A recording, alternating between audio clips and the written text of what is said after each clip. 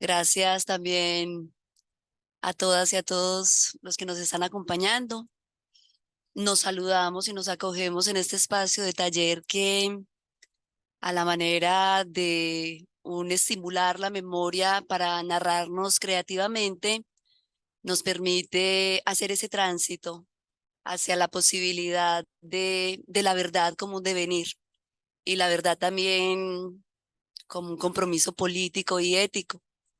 A veces nos ponemos en resistencia con la verdad porque sentimos que puede llegar a ser algo fundamentalista, que se declara como inamovible, absoluto, pero en realidad cuando nos referimos a poder narrar esa verdad en devenir, es justamente a entender esa construcción que en medio de la memoria nos permite también ponernos en actuación, convocarnos a que ese acto de la palabra constituya ese vínculo con aquello que estamos evocando. Y queremos hablar reivindicando la verdad porque de alguna manera este es un momento histórico que nos está comprometiendo con una pauta de la agenda nacional, donde estas narrativas de de las víctimas, estas narrativas de cada una y cada uno de nosotros como dolientes del conflicto y con una actuación distinta dentro de este conflicto, pues hacemos parte de ese momento de movimiento del telón del olvido y por supuesto de la impunidad. Entonces somos esas maestras y esos maestros que actuando la memoria también la recreamos convocando de alguna manera el gesto de la esperanza, el gesto de la reconciliación, acordes con esa política de la vida que requiere también una pedagogía de la dulzura. Ya lo decía Nancy y de alguna manera nuestros estudiantes y nuestras estudiantes en las aulas nos han escuchado en esa palabra de la dulzura evocamos algunas metáforas o algunas imágenes que nos ponen en encuentro con esa actuación dionisíaca, ese dios de la dulzura que hace de su palabra una especie de embriaguez al contacto con el vino y esa embriaguez que, pues, que dice verdad. Recordemos el texto de Kierkegaard, con vino se dicen las verdades. Entonces este es un escenario donde es el taller de la palabra asociado a esa embriaguez con la cual nos sentimos en un compromiso que desde el acontecimiento, en este caso del conflicto social y armado, el llamado a la verdad nos llama a posicionarnos frente a esta responsabilidad que tenemos con nuestro país, esta responsabilidad también como familia humana de podernos contar qué es eso que ha pasado, qué es eso que recordamos y que nos debe dejar la lección de la guerra como esa causa también que por momentos nos convoca a movernos en esos abismos de la libertad. Y es una lección que como la podemos entender también con Dioniso, pues que debe ser aprendida. ¿Para qué? Para que no sea repetida. Entonces esa artesanía la ponemos allí dentro de ese museo pedagógico para aprender de lo que ha pasado, para trascender las lecciones de eso acontecido y para poder disponernos a la actuación de ese horizonte que nos convoca a un devenir, donde esa narrativa también está en el derecho de crear en conformidad con la belleza, con la bondad y por supuesto con la verdad. Buenas tardes, muchas gracias por asistir, por su presencia, también a los que están de manera virtual. Este, este proyecto fue algo muy especial y acá retomando las palabras de Claudia, la profesora Claudia, porque sí fue un escenario de ese reconstruir la memoria de todos los participantes. La población fue muy variada. Tuvimos la asistencia de estudiantes de la facultad, de otras facultades y gente externa, que pues también vieron la publicación, la publicidad y se interesaron en este taller de pensamiento narrativo y pues como a ver qué es eso, vamos a adentrarnos a degustar esas teorías que quizás no son como tan actuales, porque pues uno diría, pues la narrativa es lo que uno cuenta y ya de ahí no pasa, ¿cierto? Pero este taller, pues especialmente le da como ese espacio a que desde la palabra oral, escrita, incluso también actuada, tuvimos tiempos de actuación, por ejemplo, con una escena de Alicia en el País de las Maravillas. Está por ahí en la siguiente diapositiva, creo, para que ahí está el compañero Jonathan Naranjo. Entonces, como retomar esta calidez, tal vez ese desasosiego también que nosotros tenemos del pasado, porque narrar es volver al pasado, ¿cierto? Retomar de lo que vivimos, conseguir como ese acontecimiento que nos movió en algún momento y que quizás ahí no nos dimos cuenta, pero que nos ponemos a ver en un presente y pues tuvo mucha relevancia en lo que ahora somos. Entonces, como parte de la metodología que tuvimos en este espacio, fue básicamente 5 pasos. Lo primero es que todas las sesiones estuvieron permeadas de teoría y práctica. No distinguimos la una de la otra porque sabemos que y le damos el valor que se merece a la teoría, a los teóricos, justamente porque son los que nos dan como las bases para comprender esos sentires que nos mueven al querer expresar lo que vivimos. Y ya pues por otro lado, la práctica que sí la pusimos en marcha en todo lo que hicimos, era muy lúdico, muy artesanal, tuvimos marionetas, hicimos muñecos, jugamos, también lloramos, puedo decirlo, mímicas, todas las sesiones fueron muy movidas. Aquí tenemos, por ejemplo, a María Elsie, que también nos acompañó, gracias por asistir. Entonces, ese horizonte experiencial de lo metodológico, como esa relación entre teoría y práctica, luego pasamos a las puestas en escenas. Entonces nos pusimos en la tarea ya de listo, qué vamos a escribir, cómo lo vamos a hacer, una tarea juiciosa, no algo dispensioso, sino que también se sintiera creativo y pues permeado de totalmente de metáforas, que sabemos que el lenguaje es metáfora. Entonces allí estuvimos también con estas teorías.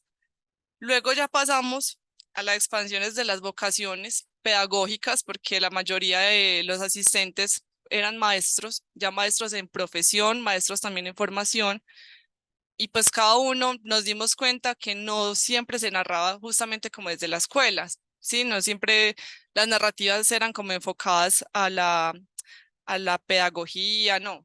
Nos dimos cuenta pues que el maestro justamente también es un ser que tiene otras cosas que le pasan.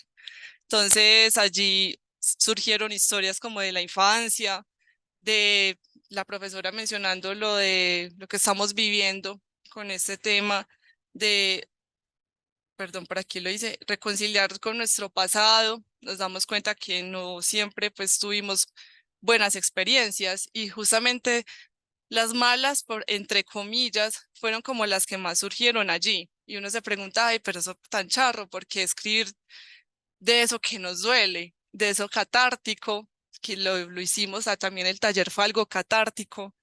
Y finalmente, pues, la divulgación, la creación.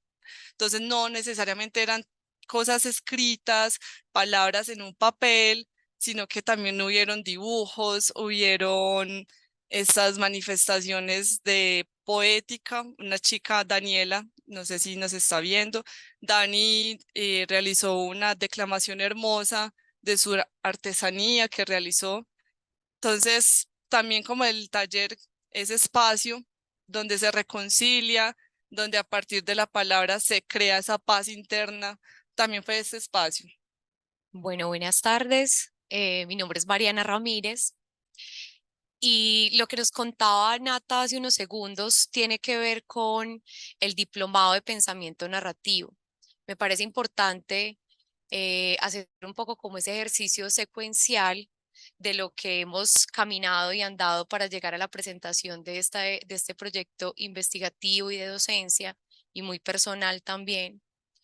Empezamos con esta idea de, a partir también del taller de la palabra, que sé que muchos de acá lo conocen, nace el asunto del diplomado del taller de pensamiento narrativo. Luego pasamos a una investigación ganadora de innovaciones didácticas de la Vicerrectoría de Docencia, en el cual hacemos el ejercicio de sistematización del diplomado como otra forma también de acercarnos a esta experiencia vital que se tuvo allí en el diplomado.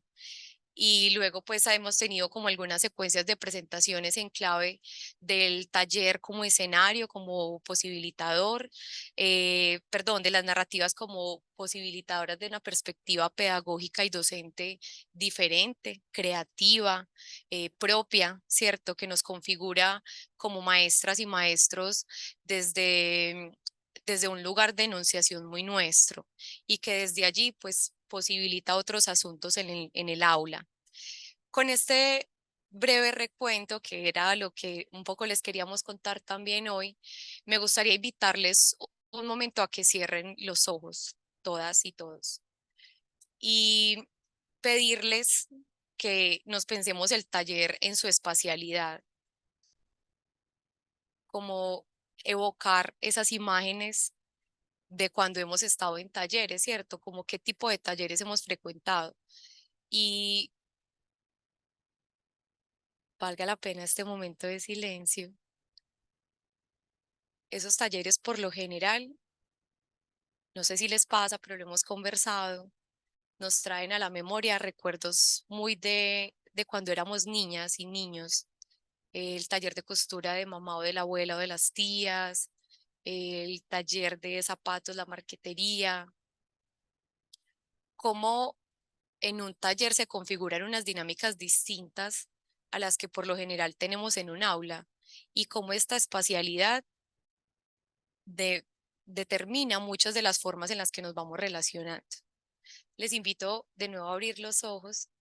Me gustaría contarles que cuando yo pienso en el taller, me voy a la imagen del taller, me ubico en un espacio común, ¿cierto? Plural, en el que somos varias personas eh, de una manera, no sé si horizontal, pero sí en un lugar en el que y artesanos nos reunimos y nos convocamos para lograr esta artesanía final que respeta la individualidad, ¿cierto? Que se teje a partir de lo propio, pero que su espíritu es colectivo, ¿cierto? Logra la colectividad de pensarnos en pro de esa artesanía que también puede ser colectiva o propiamente nuestra. Entonces quería evocarles ese escenario del taller porque un poco esa es la metáfora a la que hemos hecho alusión en esta trayectoria y que nos permite hablar, ahora sí, y ya vamos dándole más paso a esto, a los diálogos creativos en términos de artesanos, las pedagogías que emergen en estos lugares y cómo esto va posibilitando estas otras formas también de ser maestra. Y es precisamente uno de los asuntos pues que nos convocó en el proyecto de innovaciones didácticas, porque en medio de todo, y ustedes también lo deben reconocer, tenemos muchas preguntas y muchos cuestionamientos ante qué es eso innovador, qué es eso didáctico, qué son esas estrategias, por qué nombrarnos innovadoras, ¿cierto? Porque apelar a a este tipo de convocatorias. Y fue un ejercicio que confrontó, ¿cierto? Que nos permitió tener otras conversaciones y que a su vez nos permite indagar también cómo estas formas de docencia, de ser maestra, ser maestro, en una universidad de Antioquia que debe relacionarse con estas dinámicas de conciencias y demás, cómo podemos, y lo hemos dicho, y es un muy buen lugar bordear en los límites, estar dentro de la institución, pero con un poco de rebeldía hacia afuera, logrando lo que nos proponemos y configurándonos como nos hemos soñado. Cómo respondemos ante la Vicerrectoría de Docencia, por ejemplo, pero conservamos y cuidamos la humanidad que somos. Entonces queríamos traer también pues como este recuento histórico del taller como metáfora en los procesos de enseñanza, cómo ha sido su trayectoria y también lo que nos ha movilizado, ¿cierto? Cómo esos escenarios nos traen preguntas y nos hemos regalado colectivamente respuestas. Bueno, de ahí justamente la potencia del taller que como un espacio compartido nos permite esas grietas también para un encuentro íntimo, un encuentro personal, como lo recogemos con las palabras de Mejía, un volver a esa patria pequeña que nos permite a través del lenguaje nombrar nuestra artesanía, nombrar eso que a través de distintas imágenes, a través de distintas representaciones, nos posibilita eso que ya Natalia nos ha dicho, ese momento de liberación, ese momento de catarsis, ese momento donde la fuerza de la palabra también es la capacidad del cuerpo, del espíritu, del entendimiento, para enfrentarse a su propia artesanía de sanación, a la manera de un Frankenstein, a suturar sus partes, a suturar sus fragmentos. Entonces emergen esas artesanías que en el espacio compartido, donde la pregunta como posibilidad de escucha, la pregunta como activación del diálogo, pues también permite ese viaje de retorno, también permite ese camino donde cada uno se narra a través de esa evocación.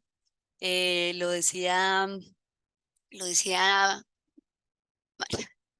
Mariana, estaba con Natalia, lo decía Mariana, cerramos los ojos y en una especie de experiencia onírica nos convocamos a pensar en el taller y empezamos a jugar con nuestras travesías y travesuras de infancia. Volvemos a ese pasado en unas imágenes un tanto arcaicas, rústicas, por momentos sombrías, imágenes de esos duelos, imágenes de esas noticias que desde niños y niñas recibíamos con tonos de nostalgia, con tonos de angustia, imágenes que cada una de ellas van siendo también un fragmento dentro de ese conflicto que denominamos colectivo, pero que a cada uno también lo va atravesando de manera muy distinta. Entonces, viene la imagen de esa niña de pronto con el barro. Yo recuerdo mi experiencia con el barro siempre recreando la imagen de la tortuga, que es también una metáfora con la cual hoy yo me podría identificar en ese espacio del aula que es un taller, en esa necesidad de caminar más lentos frente a las premuras que nos pone no solamente este modo de producción que nos pone ante estas causas objetivas y subjetivas del conflicto, este modo de producción capitalista que en sí mismo encarna la desigualdad y que es la velocidad frente a la producción, frente al consumo, pero también en las premuras de la guerra, esas tácticas y esas estrategias que nos convocan a correr, a plegarnos, a replegarnos, a desplegarnos, todo eso que sin duda nos agota y que me permite evocar entonces en ese taller siendo una niña ese moldeamiento sin duda torpe de esa imagen de la tortuga, pero que ya esa imagen me permite también narrar, describir ese significado de tener el derecho a pausarnos para mirar esa artesanía y a pausarnos para narrarla en lo que ella encarna, la necesidad también de ese sosiego, la necesidad también de esa orilla, que en ese camino del taller como escenario, pues nos pone tránsitos, Mariana, bifurcados, tránsitos laberínticos, tránsitos cargados de muchos tonos en el paisaje, tonos que nos ofrecen unas gramáticas, ¿cierto, Daniel? Que debemos poner también como modelo de esas nuevas semánticas. Entonces, ¿qué significa volver a esa patria pequeña para que esas semánticas nos permitan ser justos con nosotros y con el acontecimiento? ¿Qué significa que esa verdad no se quede reducida al efecto o a la apariencia de la artesanía, sino que podamos ir a la causa de esa artesanía? podamos ir a la causa de ese dolor, de ese conflicto, de ese trance, de esa perturbación. De esa manera, pues, ponernos en estas actuaciones es narrar creativamente, narrar para que la posibilidad de la verdad no nos deje ante la verdad que duele, sino también ante la verdad que reconcilia, ante la verdad que nos convoca. Yo no sabría cómo definirlo, pero me gusta cómo suena fonéticamente la posibilidad del perdón. Todavía, insisto, no sé qué sea perdonar, si simplemente reconocer que hacemos parte de una dialéctica, como lo decía Simón Bolívar, pues que dentro de la guerra, así como dentro de la anarquía, no tiene reglas, de reconocer que no hay unas reglas o de aceptar que en algún momento por indiferencia, que en algún momento por comodidad, que en algún momento por beligerancia, pero que cada uno de esos momentos en los que compartimos ese acontecimiento, pues nos hacen también responsables de lo que estamos narrando. Entonces, allí nos ponemos en una artesanalidad también de nuestra condición humana, de esa condición que pues no implica una dimensión ontológica, sino que es una condición condicionada por las circunstancias, amoldada por las circunstancias y de esta manera pues llamada también a la vitalidad, a que podamos entender a ese ser humano en ese tránsito vital, en una especie de mutaciones o de transmutaciones que permiten que ese rostro, que ese cuerpo, que esa pausa o que esa agitación del artesano también esté sujeta a esa obra que lo está asistiendo, a esa artesanía que lo está inspirando. Entonces ya Natalia lo había dicho, esa artesanía de recrear escénicamente a Alicia en el País de las Maravillas pone en un amplio horizonte la capacidad del crear, crear a través de la experiencia con ese texto, pero también ponernos en vértigo con ese texto. No solamente pues porque Alicia empieza a deslizarse por ese portal hacia ese otro espacio de magia, hacia ese otro espacio de esperanza o de ensoñación, sino porque ese vértigo también convoca a que haya una especie de transmutación en en nuestro propio acontecimiento escénico.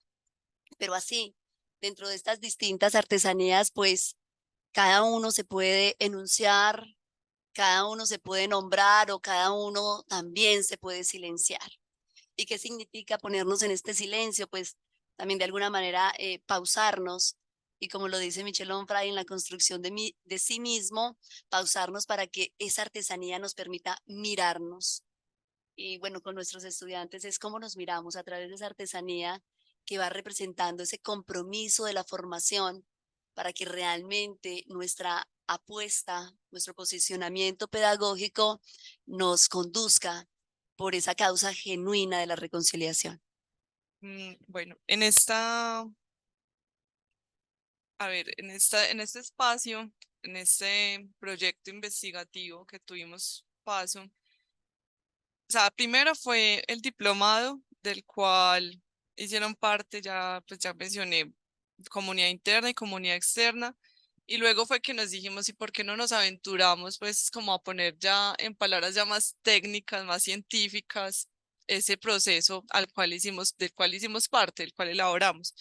Fue algo mm, tedioso y a la vez muy gratificante porque nos dimos cuenta justamente de lo que decimos tanto en el taller, que se puede justamente bordear esa experiencia, eso vivido y pues ponerlo en palabras. Hola, bienvenido. Ponerlo en esas palabras desde la academia y pues que sí son aceptadas. Profe Clau, no, por ejemplo, tú hiciste lo de la ponencia en EAFIT. No sé si quieres mencionar eso un poco, cómo nos fue allí. Cada uno de estos espacios van constituyendo una posibilidad de ese taller que como espacialidad también está transmutando. Y ese llamado a movernos en estos espacios contando, narrando lo acontecido, pues nos llama a esta dialéctica de ponernos en la artesanía también como una construcción del yo en otredad, esa transmutación donde sentirnos en el otro, sabernos en el otro, nos lleva no solamente a ver el otro en su diversidad como expresión de lo mismo, sino vernos en el otro en alteridad, es decir, en la posibilidad de entender al otro con sus diferencias, con sus narrativas, con las razones que lo conducen a un camino, a una elección, y reconocernos en un espacio como EAFIT, pues justamente es un momento muy bello de confrontación que podría desplegarse también a nuestra relación evocada, el acontecimiento que a todos nos convoca como parte del conflicto social y armado, pero en el que cada uno se nombra de manera distinta. Y bueno, en ese espacio de AFI cada uno se nombraba muy desde su relación con el mundo. Nos podemos nombrar en unas narrativas que nos hacen simplemente sentirnos como víctimas o sentirnos inocentes o sentirnos ultrajados o sentirnos maldecidos por haber nacido en una tierra flagelada por todo este desangramiento, como lo nombran Falsborda, Umaña Luna y Guzmán Ospina, por todo ese devenir de sangre que pareciera no ser la condición hídrica de nuestro suelo con la riqueza de sus ríos, sino es el movimiento de esa sangre que nos deja ante gran cantidad de muertos en incógnito y en incógnita. Entonces habían unas voces donde estábamos ante ese otro como un criminal, donde estábamos ante ese otro como un monstruo, como un troglodita, y la bella experiencia allí de narrarnos frente al otro es reconocer que nos está, eso también nos está pues, nombrando, nos está identificando, tal vez por otros tonos, por el tono simplemente de acusar, ya nos hacemos monstruosos, ya nos hacemos intolerantes, y no es una intolerancia frente a esa otredad que estamos aceptando, es la intolerancia frente a la aceptación de esa causa. Entonces vamos a la causa de la artesanía y la vemos allí dentro de ese intrincado momento de las formas y de los sentidos. La nombramos allí como un palimpsesto, porque significa mover la memoria a través de esas evocaciones que tienen texto sobre texto, que tienen tachaduras, que tienen símbolos, y claramente lo podríamos reflejar en nuestra historia como país. ¿Cuáles son las distintas voces que nombran ese conflicto? Si nos vamos a las voces pues que protagonizan los aparatos ideológicos de Estado, pues podríamos encontrar esos distintos tonos que satanizan ese pueblo inconforme, que satanizan ese campesinado, esa otra parte de nuestra alteridad como indígenas, como ese pueblo que dentro de las adversidades y dentro de la hostilidad frontal, pues se vio directamente implicado no solamente por la agudeza, por la contundencia de las atrocidades de la guerra, sino también movidos a actuar en ella. ¿Qué pasa cuando nos llega la guerra solamente a través de los medios de comunicación? ¿Qué pasa cuando nos llega el conflicto a través de las voces de otros? Entonces allí ese momento tan bonito de la alteridad es un podernos tejer para entender allí que cada uno hace parte de ese mantel de la memoria, del diálogo, donde reconocemos cuál es nuestro hilo en esa artesanía. Y eso pues abre que, abre, le abre a las posibilidades del diálogo unos momentos reflexivos que están allí puestos en esas imágenes, unas imágenes que hacen de nuestros rostros también una expresión del compungimiento, también una expresión del retraimiento, una expresión finalmente del unirnos para saber cómo nombrar aquello que nos es común, pero que hace parte de construir una verdad entre todos. Entonces, reivindicamos esa voz propia desde la vivencia con el acontecimiento, pero recibimos esas voces otras para darnos cuenta que también esa vivencia atraviesa de manera distinta el cuerpo, atraviesa de manera distinta nuestras formas de contarnos frente a lo que está sucediendo. Finalmente se trata de reivindicar esa posibilidad donde dialogar, donde reivindicar la pregunta también constituye un reconocernos en una especie de actualización de la metáfora kantiana de la mayoría de edad. Es decir, estoy a la altura cronológica, cairológica, estoy a la altura narrativa de poder decir, me estoy formando para que esa verdad nos convoque, o me estoy formando, me estoy poniendo en artesanía para elevar verdades que levantan el taller como un escenario del juicio, como un escenario de la acusación. Y sin duda el escenario del taller en estos acontecimientos que nos encarnan y nos descarnan colectivamente, pues debe ser un escenario donde el diálogo permita superar entonces esas brechas. Entonces, asumir que somos mayores de edad implica poder pensar en clave de la libertad, y creemos y lo experimentamos también en este proceso que hoy se hace camino de la memoria, que la narración nos auxilia ese propósito. Y dentro de los distintos guiones de ese escenario como taller, pues tenemos que pensar si estamos estimulando ese pensamiento para la libertad. Tendríamos que pensarnos si cuando nos convocan a ilustrarnos y apropiar, no sé, las nuevas tecnologías, no sé, la idea de la innovación bajo los criterios establecidos, la idea de la eficiencia, del control, si allí realmente hay un pensamiento que nos conduzca a la libertad. Y si decimos que sí, pues estamos ante ante el reto de decir a qué idea de libertad nos estamos enfrentando. Entonces, claro, yo soy libre de abrir el dispositivo y a través de ese dispositivo sentir que me conecto con el mundo, que soy un ciudadano global, que estoy haciendo el glamour cosmopolita. Yo soy libre de reivindicar esa ruta pensante, pero narrativamente nosotros sentimos que la libertad tiene que ver con aquello que nos pone en riesgo.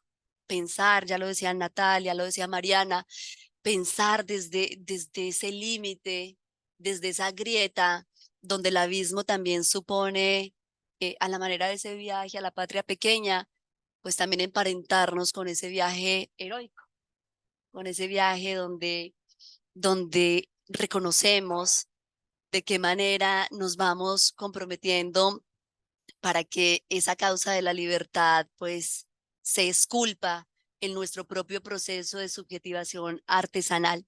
Y creemos en la narrativa como un aliento para este principio, para este portal pedagógico. Creemos en la narrativa en la medida en que nos permite visualizar vivencial o simbólicamente ese acontecimiento, y creemos en la narrativa que nos permite construir ese momento de diálogo para que la verdad se construya, para que la verdad tome rostro, para que la verdad tenga tono, y el tono en esas dos posibilidades bellas, el tono como sonido, pero también el tono como imagen que se puede contemplar, que podamos integrar esas dos facultades sensibles para que la verdad se vaya sintiendo amparada, y no la verdad única, sino esa verdad tejido, esa verdad con texturas y con tonos distintos, esa verdad que a cada una y a cada uno nos permite poner nuestra palabra para narrar esa artesanía que nos inspira, esa artesanía que nos atraviesa, esa artesanía que sirve como un espejo, pero un espejo que también se rompe para que esa artesanía pueda devenir en otra imagen, en otra representación. Y por eso ese taller, ese lugar de las distintas artesanías, ese lugar donde mi tortuga también se ha venido convirtiendo ya desde ese encuentro colectivo con la espiral. Hoy yo puedo decir que camino esa espiral que ha hecho parte de pensarnos también como programa, y que esa espiral, pues cuando nos vemos en el espejo con ella, nos propone un camino, y que ese camino va mostrando en esas otras bifurcaciones unos atajos, o que ese camino pone ya esa imagen de ese paisaje que a través de la montaña o que a través del río nos está permitiendo evocar algo de nuestra travesía por el bosque. Evocar que nos sacaron del bosque, Nancy, siendo ese oso libre, ese oso contento allí, y nos llevaron a la ciudad y nos vimos como un oso acorralado.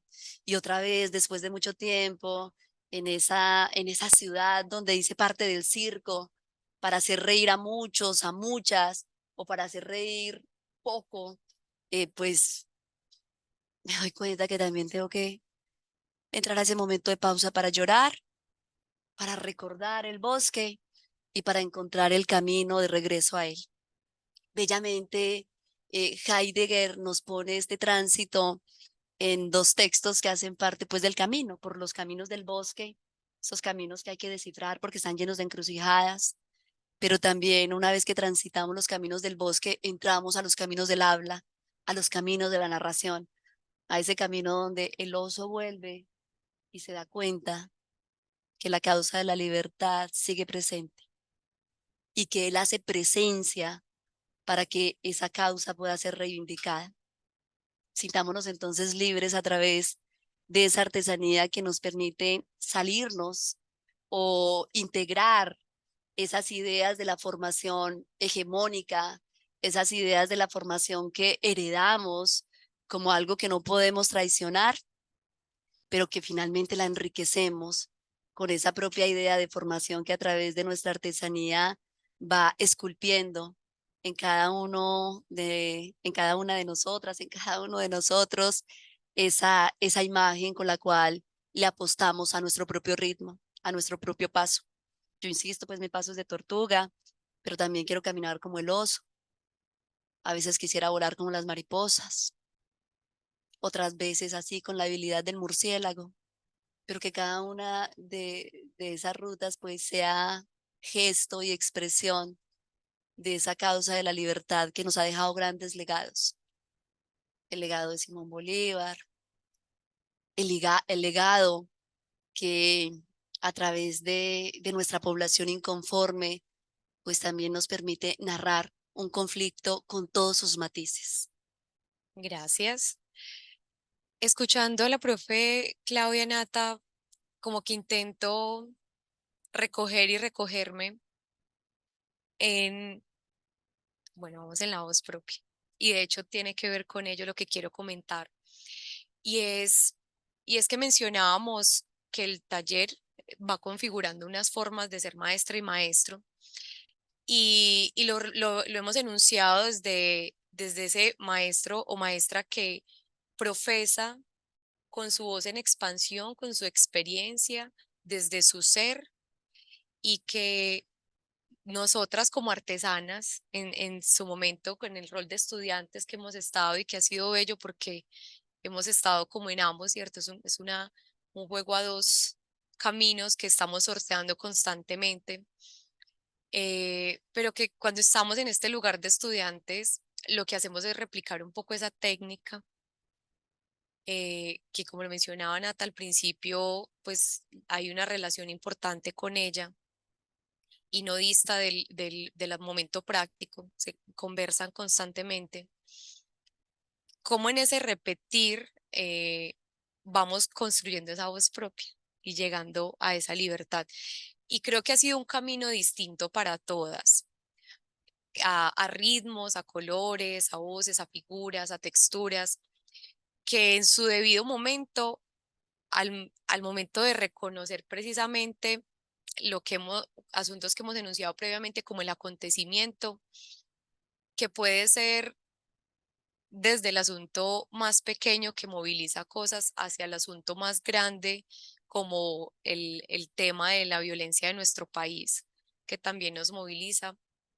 ¿Cómo encontramos en ese acto, en ese preciso momento, ese posibilitador para la conversación consigo y con las otras, como lo mencionabas tú también ahorita, para leernos a nosotras mismas y para leernos a las otras? Entonces, esa voz propia personalmente y a partir de las experiencias de otras de nuestras compañeras, siento que ha sido un camino de libertad complejo, y creo que en medio de esta discusión que se dé en una facultad de educación nos permite pensar que ese proceso de enseñanza-aprendizaje no debería distar de la complejidad, ¿cierto? Por el contrario, pues creo que allí hay una potencialidad muy importante, no porque en el sufrir se encuentren las máximas realizaciones, como el capitalismo no lo diría, pero sí porque el asunto de pensarnos, repensarnos, aunque en ocasiones genere ciertos dolores, en mi ámbito personal y por lo que me ha acercado a esta experiencia, posibilita precisamente esta verdad que vale la pena resaltar. No siempre es una verdad, son verdades, ¿cierto? Verdades que se nos van develando de maneras distintas y que incluso podría decirse, y me pasaba, llegaba como una cúspide del logro de lo hallado, del develamiento, de la luz, para seguir andando en este camino y encontrar otro asunto que vuelve y me plantee nuevos caminos que trazar y andar para encontrar otra verdad, ¿cierto? Entonces, me gustaría, como modo para recoger y posibilitar la conversa, enunciarles como brevemente lo que hemos conversado acá, como unas palabras muy claves, que son el taller en su configuración espacial, ¿cierto? Y todo lo que allí se posibilita, el maestro que profesa desde su ser expandido, el estudiante que avanza su camino en la búsqueda de una voz propia que su maestro acompaña, pero no de una manera, ¿cómo decirlo? ¿Cómo? Instruccional, exacto. O sea, te apoya en el camino, te acompaña, pero te permite tu voz, ¿cierto? Te permite encontrarte. Y adicional, lo que y lo que más que todo nos convoca acá y es el asunto del pensamiento narrativo, cómo nos vamos pensando y cómo nos vamos descubriendo esa voz propia a partir de lo narrado. En esencia, me gustaría recoger esas palabras que son lo que han configurado nuestro proceso investigativo, nuestra formación docente, la configuración en las formas también en las que leemos el mundo, nos pensamos el mundo y contamos el mundo. No sé si Nata quiere cerrar. Nosotros le apostamos, bueno, nos convocaron desde una estrategia de innovación, una estrategia didáctica de innovación. Y bueno, queremos ser como un poco coherentes con ello, entonces sugerirnos un evento muy innovador. Pensamos la innovación en clave de la evocación.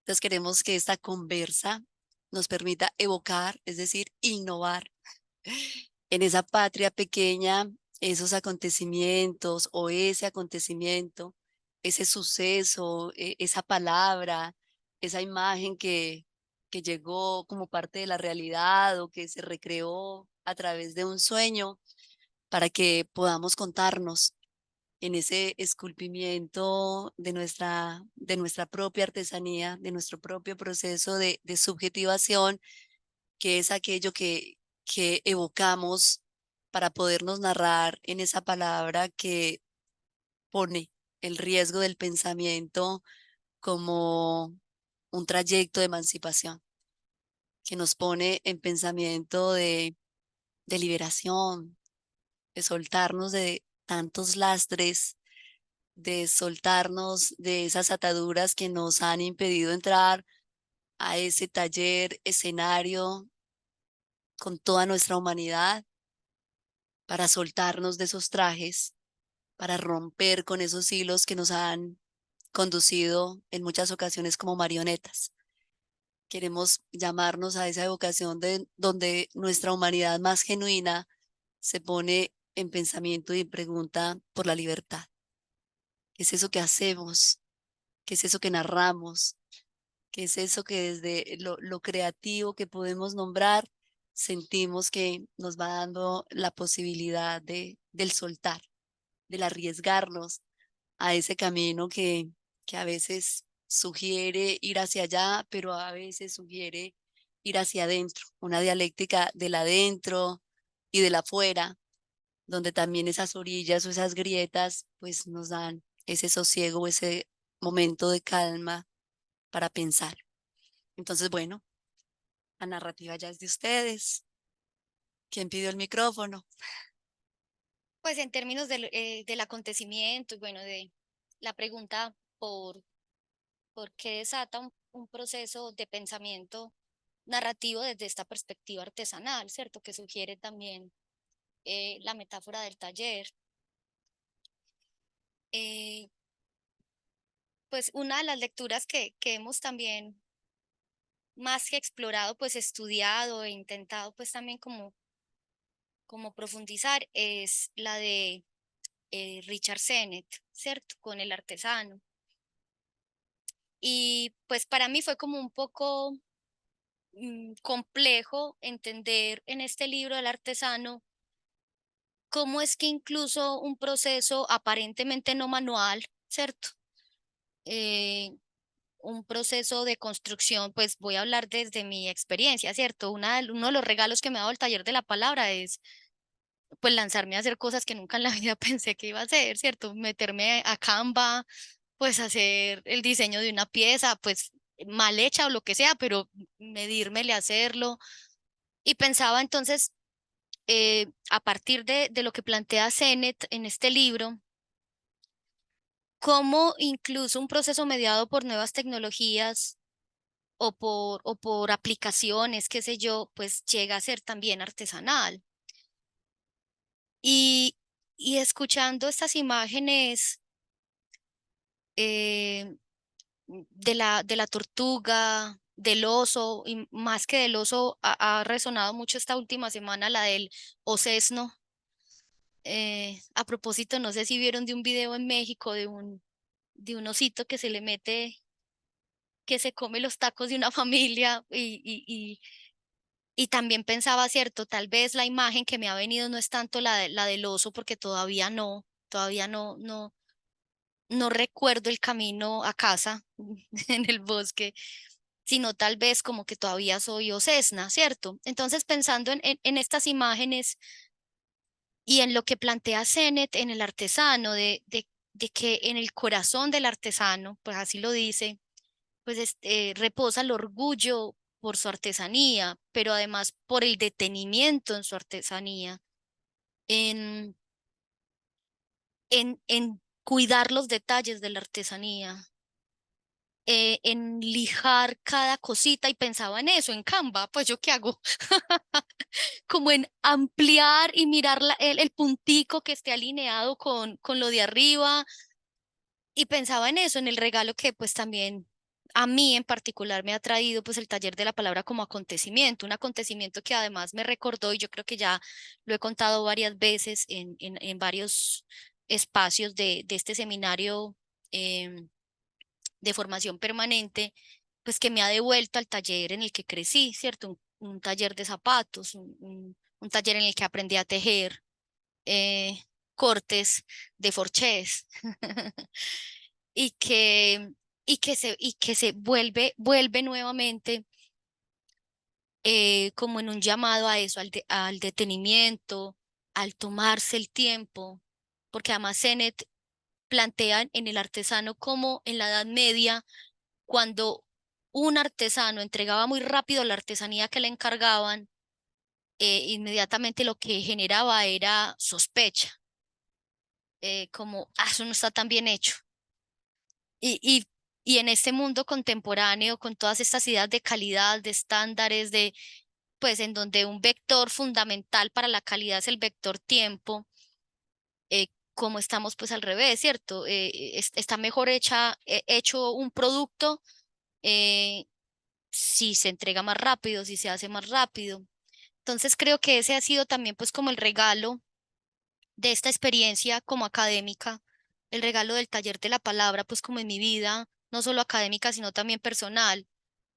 eh, Volver como a lo que decías ahora, volver al bosque, volver al taller también, a la madera, pues recién, pues que todavía huele como a bosque. Ya, eso pues, los acontecimientos no tienen que ser lógicos. Gracias, Nancy, por ese trayecto tan bonito que nos compartes de tu narrativa vivencial por el taller y ese reconocernos que el animal, la imagen, la artesanía que nos inspira, pues también nos lleva a esa infancia. Qué bonito ese creer que estamos en ese oso y nos damos cuenta que estamos es en su cría. Y eso ya es también una recuperación de nuestro niño, de nuestra niña interior. Bueno, no, rescatar el lugar, pues a mí personalmente me llama mucho la atención el lugar que se le da a lo artesanal y a la memoria, ¿cierto? Me fue imposible como evocar algo de infancia, más bien como que me remito al último presente que tuve y es una película que se llama Perdí mi cuerpo. Es una animación, realmente. Estos días los conversaba con Diela, con Mariana y decíamos, es una película muy extraña. Y, y es una película muy extraña porque el título de la misma película, esa frase, perdí mi cuerpo, es una frase pronunciada por una mano. Es una mano que está en la búsqueda de su cuerpo, ¿cierto? El protagonista ahí es una mano. Y yo me atrevería a decir, como lo dice la profe Nancy, a pesar de que no todo sea desde lo artesanal un remitirse a las manos en sí mismas son ese simbolismo del sujeto creador, de ese sujeto en afectación que mencionan ustedes. La mano en sí misma es otro creador, digamos que otro cerebro. Para nada es un auxiliar de nuestro cuerpo, la mano en sí misma es otra identidad, ¿cierto? Y tiene memoria, como invita a pensar pues esta película que les comparto. Y esa memoria pues obviamente debe ser contada, ese contar de lo que ha sido creado, de ese recorrido que hacen las manos. Ahora que menciona las nuevas tecnologías nos ponen la mano en otro lugar, entonces, ¿cómo contar ese otro lugar de la mano, de la creación? No sé, incluso les confieso, yo sé que a todos nos ha pasado que vamos a coger un lápiz y ya nos sentimos extraños, ¿cierto? Que también son las cosas que propicia el taller, como devolverle esa memoria a las manos y también pues exigirnos a nosotros mismos contar otro tipo de procesos. Rescato mucho eso, esas son las evocaciones que me permite pensar el lugar que le dan ustedes al taller, a la memoria, a lo artesanal. Y bueno, yo no sé si alguien quiera por aquí circular. Pues bueno, primero agradecerles. Como nos dijo la profe Nancy, tenían como propósito endulzarnos y eso han hecho. Pero es imposible no escucharlas, la profe, luego Daniel, y que a uno también vaya uno evocando cosas. Y en ese evocar cosas, Daniel habló de una mano que no tenía cuerpo. Y al él mencionar la mano que no tiene cuerpo, yo me fui al otro lado, a cuando escuché de una chica que recordaron por no tener una mano. En todo lo que nosotros también hemos caminado, hacemos memoria y son los acontecimientos los que hacen que empezamos como a tejer esa memoria que nos han arrebatado o nos han desdibujado como país. Y puntualmente, cuando hacemos todo este trabajo de ¿qué? Se me salió el corazón. de, de posibilitar o de acompañar diálogos entre firmantes de paz y víctimas del conflicto. Una vez Diela en un taller nos propone algo para romper el hielo con los chicos que apenas conocíamos en Nariño. Y siempre éramos como, ¿qué vamos a hacer? Son jóvenes, los tenemos que motivar, atrapar. Les decíamos que, pues, que seducirlos, en fin. Y Diela dice, hagamos en esos talleres, ¿cierto? En ese taller desde la literatura, la experiencia, que siempre apelamos a ella. Diela dice, en la dinámica ella propone, contemos algo que nadie sepa de nosotros. Y nosotros nos volteamos a mirar que no sabemos de nosotros. Y Diela dice, ustedes no saben algo mío. Bueno, nos reímos desde que no vamos a saber, pues en ese cuento, cosas que nos contamos. Y ella cuenta el origen de su nombre, Daniel cuenta una historia, todos contamos una historia. Y una chica dice, nadie sabe que yo tengo una tía guerrillera. Y todos sus compañeros de colegio se quedan como así. Ya nos acercamos a ella y conversamos y ella nos cuenta su historia, pero cuando llevamos todo ese mensaje a los firmantes de paz, cómo ubicar a la chica es a la que le cortamos una mano. Es fácil, pues en el relato, pues como muy rápidamente, dentro de en esa carta que ella escribe y en lo que nos cuenta, a la tía le cortaron una mano. Entonces, cuando vamos a los firmantes de paz, conversamos por la historia de esta chica, cómo se llamaba, cuál era el nombre de guerra, no sé qué, no sé qué. No, era como muy, tenemos que preguntar. Cuando decimos a la que le cortaron la mano, inmediatamente dieron con ella, sabían quién era, ¿cierto? Entonces, como también esa mano artesana, ¿cierto?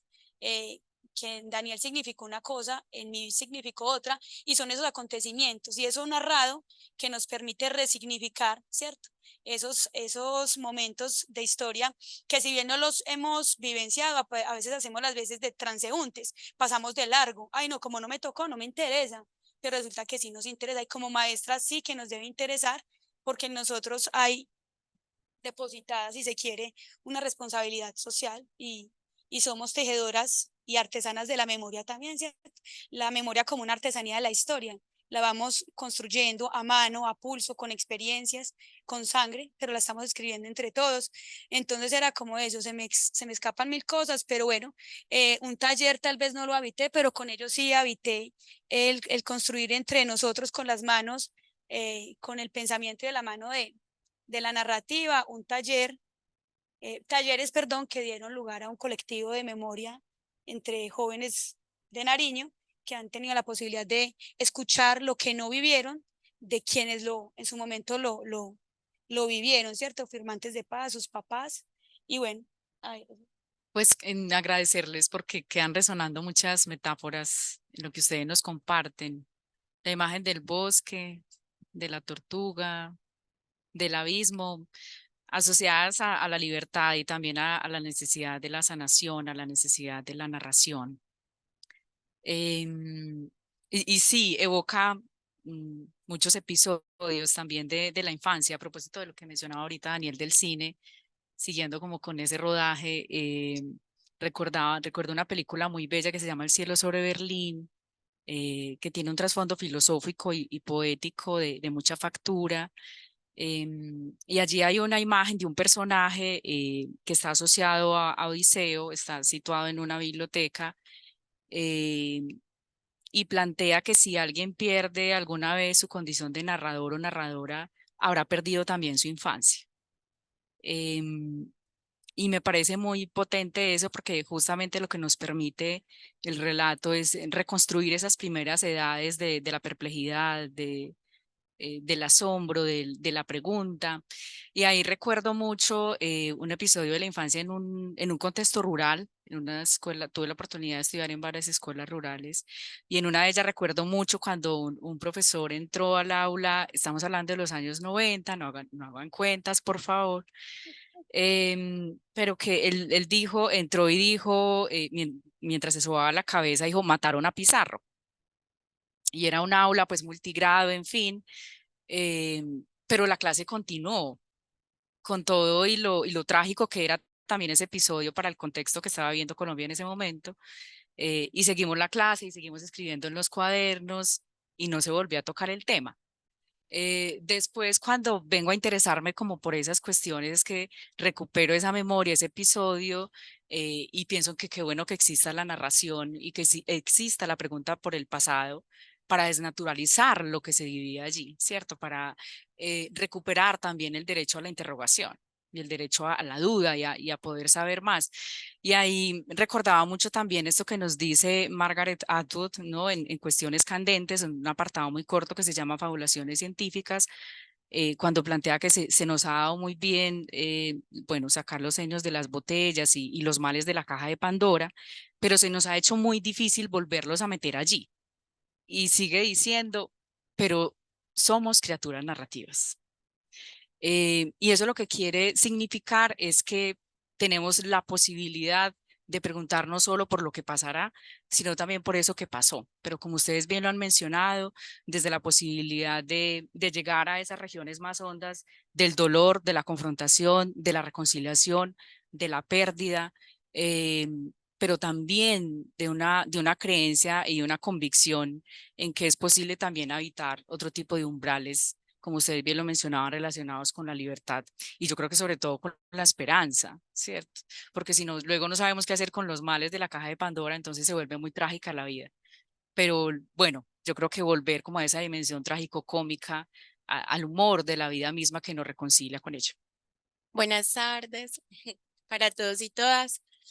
Bueno, escuchando como todas las palabras, pienso directamente en el título del espacio, en esa importancia de retornar a esa memoria del crear y el palabrear. Entonces nos hablan de un retorno porque es algo que no es ajeno a nosotros, sino que hemos ido olvidando justamente como por ese afán de la vida misma, por no permitirnos la pausa de la que hablábamos, por no darnos el momento para recordar que somos seres narrativos. Entonces, me parece muy potente el pensarse unas estrategias didácticas en un espacio como la Universidad de Antioquia desde una apuesta de un taller de la palabra, sobre todo con todo ese diplomado del pensamiento narrativo. Pienso en las imágenes del espacio, por ejemplo, de Alicia, que no tuve la oportunidad de estar, pero también como desde la corporalidad puede traerse al presente ese momento del poder encarnar desde el cuerpo y el alma, darle una forma, se veían las imágenes de rostros pintados, trajes, entonces también como esa experiencia, esa voz atravesando el cuerpo. Es muy bonito recordar que también somos seres que tienen cuerpo, que tienen sensibilidades.